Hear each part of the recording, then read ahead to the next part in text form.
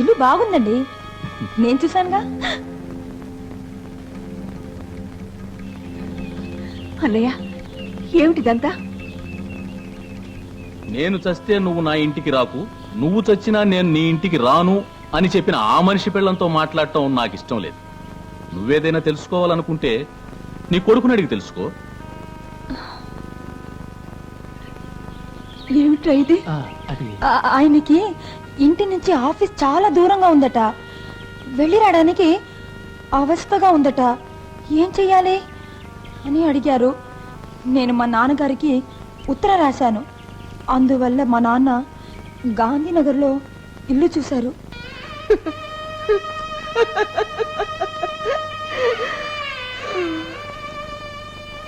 ఏరా, ఈ మధ్య నువ్వు మాట్లాడమే మానేశావా? వినడానికే నిశ్చయించుకున్నావా? నీకు ఇల్లు కావాలని ఎక్కడో గుడివాడలో ఉన్న మీ మామగారికి ఉత్తరం రాయాలని తెలిసిందే, ఇక్కడే ఇంట్లో ఉన్న మీ అమ్మా నాన్నలకి చెప్పాలని తెలియలేదట్రా. ఇప్పుడు మీ నాన్నగారు వచ్చి అడిగితే నేనేం సమాధానం చెప్పాలరా? ఎలా చెప్పాలో తెలియకే కదా నాన్న లేనప్పుడు పెడుతున్నాం. పద పార్వతి, వర్జం వస్తుంది.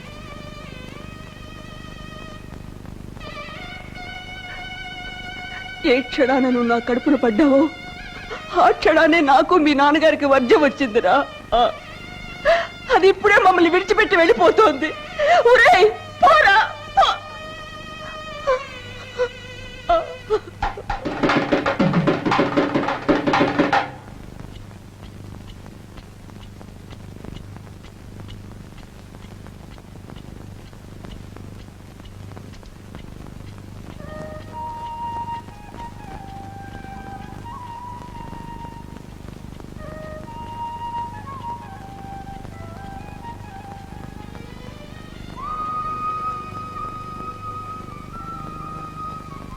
లక్ష్మి, మీ అన్నయ్య నా మీద కోపంగా ఉన్నాడు. అందువల్ల నాకు తెలియకుండానే ఇల్లు ఏర్పాటు చేశాడు. నా కొడుకు బుద్ధి ఎప్పుడు కుక్కతోక లాంటి వంకర బుద్ధి. చెప్పకుండానే వెళ్ళిపోయాడు. కానీ పార్వతి ఎలా వెళ్ళిపోయింది?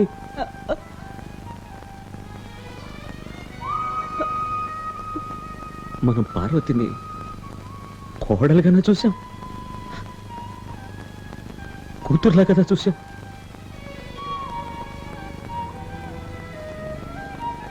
అవునులే, రాముడు ఉన్న చోటే సీతకు అయోధ్య.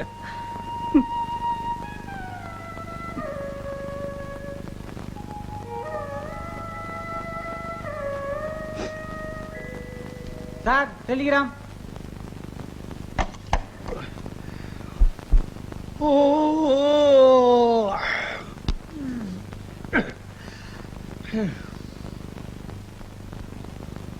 ఏమిటి మావయ్య, మీరు ఇంకా ప్రెస్కి వెళ్ళలేదా? పొద్దున్నే వెళ్ళాను, పగలంతా పనిచేశాను. సాయంత్రం అయింది కదా వచ్చేసాను. ఇప్పుడు సాయంకాలం అయిందా? నేను ఇంకా పొద్దున్నేనే ఉన్నదే. అంటే ఆనంద్ ఇల్లు వదిలిపెట్టి వెళ్ళిపోయిన విషయం నీకు తెలియదు. ఆనంద్ ఇల్లు వదిలిపెట్టి వెళ్ళిపోయాడా? అదేమిటి అంత గుడ్డు చప్పుడు కాకుండా వెళ్ళిపోయాడు? గుట్టు చప్పుడు కాకుండా వెళ్ళలేదు అల్లుడు. వాళ్ళ మామయ్య వచ్చాడు, బండి తెచ్చాడు, సామాన్లన్నీ ఎక్కించారు. లక్ష్మి ఏడ్చింది. అరే, ఇన్ని జరిగాయా? కానీ నాకు ఒక్క విషయం కూడా తెలియలేదే. పోనీ నీ ఉద్యోగం పోయిందన్న విషయమైనా నీకు తెలుసా? చాలండి మావయ్య వేళకోళం. వేళాకోళము లేదు, శ్రీకాకుళము లేదు. నీ ఉద్యోగం పోయింది. ఆ దుబాయ్ షేక్ నీ వీసా క్యాన్సిల్ చేశాడు.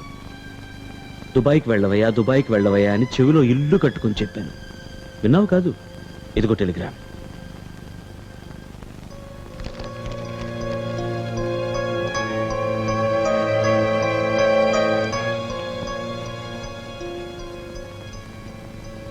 ఇక దుబాయ్కి వెళ్లాల్సిన అవసరమే లేదలుడు. 24 ఏళ్ళు వచ్చే వరకు నా కూతురికి పెళ్లి చేయలేక ధర్మపిండం పడేశాను. ఇప్పుడు పెళ్ళైపోయింది, కానీ నా కర్మ నా అల్లుడికి కూడా ధర్మపిండం వేయాల్సి వస్తుంది. నువ్వు ఊరుకో, నువ్వు ఊరుకో. చాలా సంతోషం అల్లుడు. మనసుకు ఎంతో ఆనందంగా ఉందమ్మా. నీ మొగుడికి ఉద్యోగం కూడా ఉండిందిగా. ఇక పని పాట ఏమీ లేదు. 24 గంటలు మీదే రాజ్యం. దుమ్ము లేపేయండి.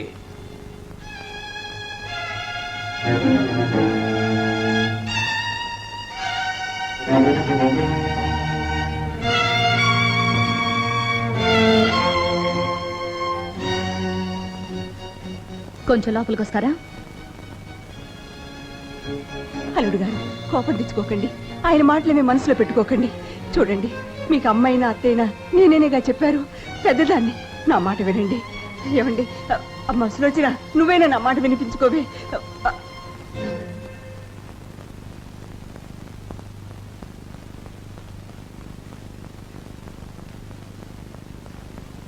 ఎక్కడికి అల్లుడు? మామయ్య, దుబాయ్కి వెళ్ళే బతకక్కర్లేదు, మన దేశంలోనూ బతకచ్చు. ఇక మీద నేను నా భార్య మీకు భారంగా తలుచుకోలేదు. అందుకనే మేము బయలుదేరుతున్నాం. చూడండి అల్లుడు గారు, ఆయనన్న మాటలు మీ మనసుని బాధ పెడితే ఆయన తరపున నేను క్షమాపణ చెప్పుకుంటున్నాను. దయచేసి లోపలికి రండి. చూడండి అత్తయ్య, దుబాయ్లో మా ఆఫీస్ క్యాంటీన్లో ఉప్పు కారం లేని తిండి తిని నా పౌరుషం చచ్చింది. ఇక్కడ మీ చేతి భోజనం తిన్నాను కదా, నాకు పౌరుషం వచ్చింది. మేము బయలుదేరుతున్నాం, మమ్మల్ని ఆపకండి. పదా, తొందరగా పోదాం.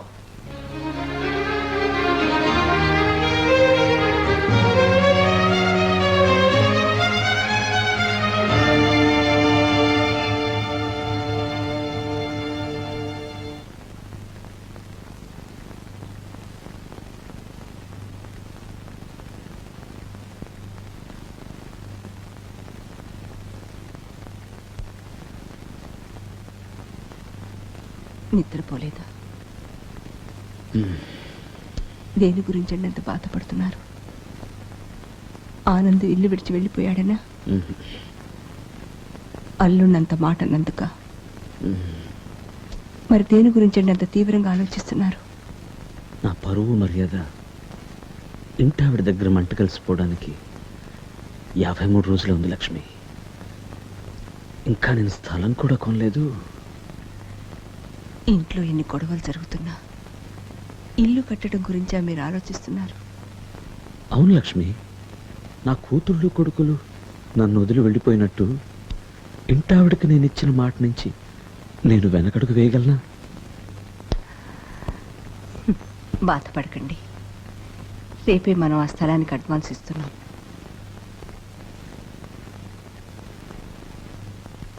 ఎలా లక్ష్మి?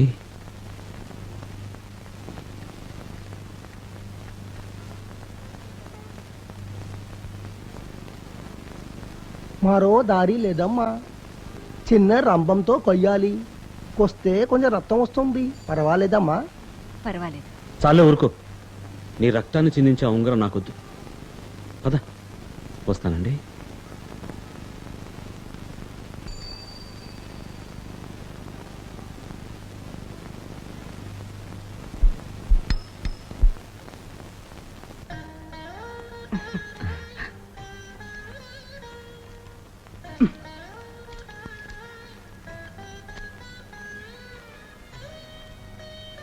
లక్ష్మి, మన స్థలం పత్రాలు నీ చేత్తో దేవుడి పట్టం దగ్గర పెట్టి నీ చేత్తో కుంకుమ పెట్టు. స్థలం ఎలా కొన్నారు? డబ్బు ఎక్కడి నుంచి వచ్చింది? ముందు నేను చెప్పించే లక్ష్మి.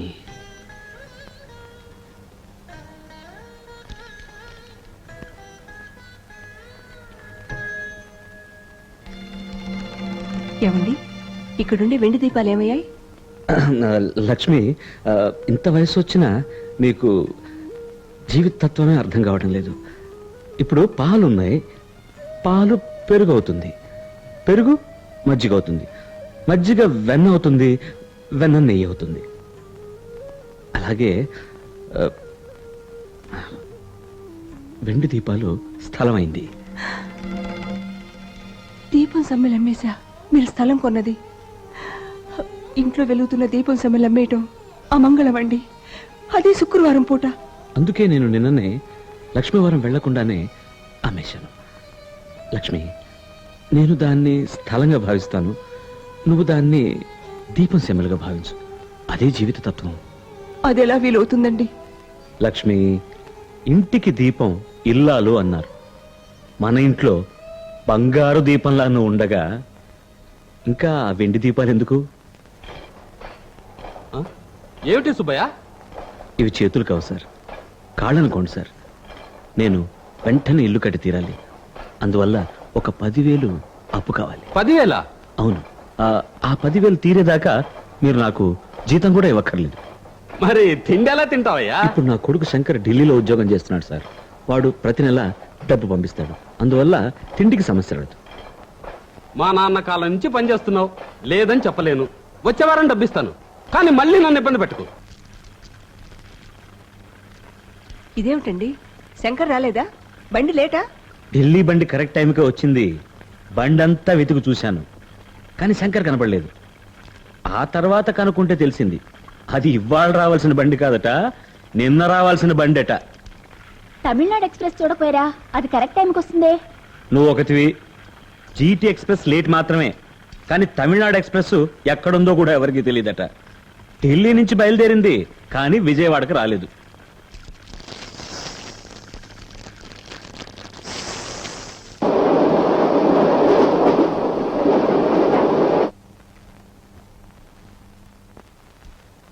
ఏంటమ్మా నాకు కుదరట్లేదు. నేర్చుకుంది లేవే, తొందరపడకు.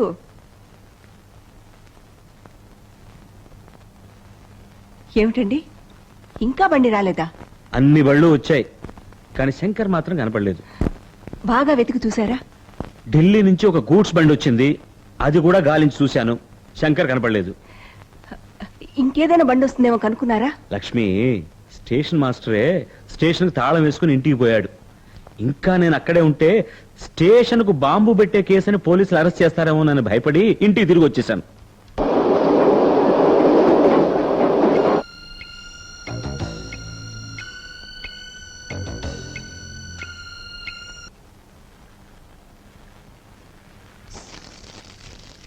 అమ్మా, ఫోన్ చేసావా? శంకర్ ఇప్పుడు వాళ్ళ మావగారి ఇంట్లోనే ఉన్నాడు. పొద్దునే వచ్చేసాట. నేను ఇది నాన్నగారికి చెప్పలేదు.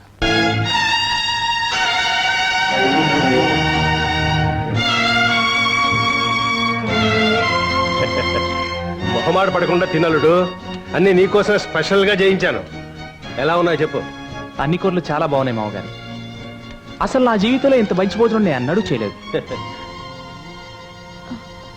రండి.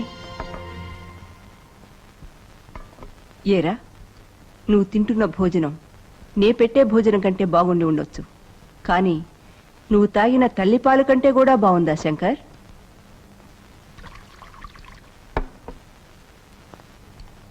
ఏమిటమ్మా మాటలు? నువ్వు ఊరు నుంచి దిగగానే రావాల్సింది ఎక్కడికి రా? ఇక్కడికా అక్కడికా? అలా బాధపడాలంటే నేను బాధపడచ్చు. నన్ను రిసీవ్ చేసుకోవడానికి కనీసం నాన్నైనా వచ్చారా? ఓహో, తండ్రి ఊరు నుంచి వస్తుంటే కొడుకు స్టేషన్కి వెళ్ళి ఎదురు చూడాలి, కానీ కొడుకు ఊరు నుంచి వస్తుంటే తండ్రి ఎదురు వెళ్లాల్సిన అవసరం లేదురా. అయినా నీ మీద ఉండే ప్రేమతో మీ నాన్నగారు స్టేషన్కి 2 సార్లు వెళ్ళొచ్చారురా. రైల్వే స్టేషన్లో ఎదురు చూడటం నాన్న తప్పమ్మా. నేను వచ్చింది విమానంలో.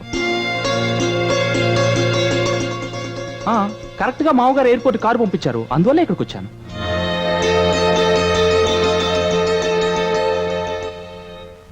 అల్లుడు, కొడుకు చేతి నిండా సంపాదించడం ఆరంభించగానే తమ చెయ్యి దాటిపోతున్నాడనే భయం ప్రతి తల్లిదండ్రులకి ఉంటుంది. అది మీ అమ్మగారు తప్పు కాదు, ఆ పాశం అలాంటిది. కానీ నువ్వు ఇక్కడికి వచ్చిన దగ్గర నుంచి ఈ నిమిషం వరకు మీ అమ్మా నాన్న గురించే మాట్లాడుతున్నావని పాపం ఆవిడికి ఏం తెలుసు? మీ నాన్నగారు ఇల్లు కట్టుకోవడానికి 10,000 ఇమ్మనమని నన్ను ఒత్తిడి చేస్తున్నావని పాపం ఆవిడికి ఏం తెలుసు? ఆ ఏర్పాటు చేయడానికే ఇంత ఆలస్యమైందని పాపం ఆవిడికి ఏం తెలుసు? ఆ డబ్బు మీ అమ్మగారికి చూపించు.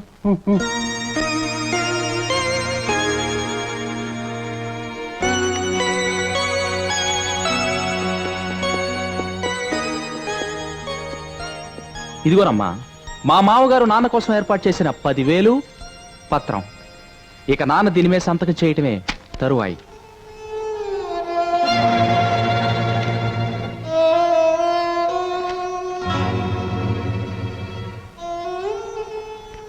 వెళ్ళొస్తా బాబు. నాకు చిన్న ఉపకారం చేసి పెట్టు. ఏమిటి? ఇక మీదట నువ్వు నా ఇంట్లో మాత్రం అడుగు పెట్టకు. అమ్మా. అవునరా, కన్న తండ్రికి డబ్బు ఇవ్వటానికి ప్రోనోటు మీద సంతకం అడిగే కొడుకు ఒరే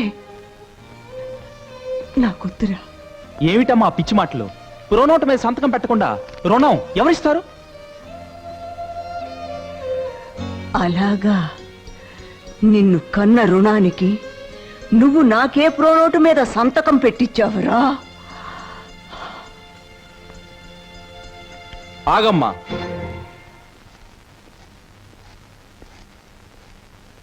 అంటే సంతకం పెట్టకుండానే డబ్బు ఇవ్వాలంటావా? లేదురా, మీ నాన్న కోసం ఆ సంతకం నువ్వే పెట్టేసి ఉండాలి అంటాను. అలాగా? ఇల్లు కట్టేది నాన్న నేనా? ఇంటావిడ దగ్గర వెనక ముందు ఆలోచించకుండా ఛాలెంజ్ చేసింది నాన్న నేనా?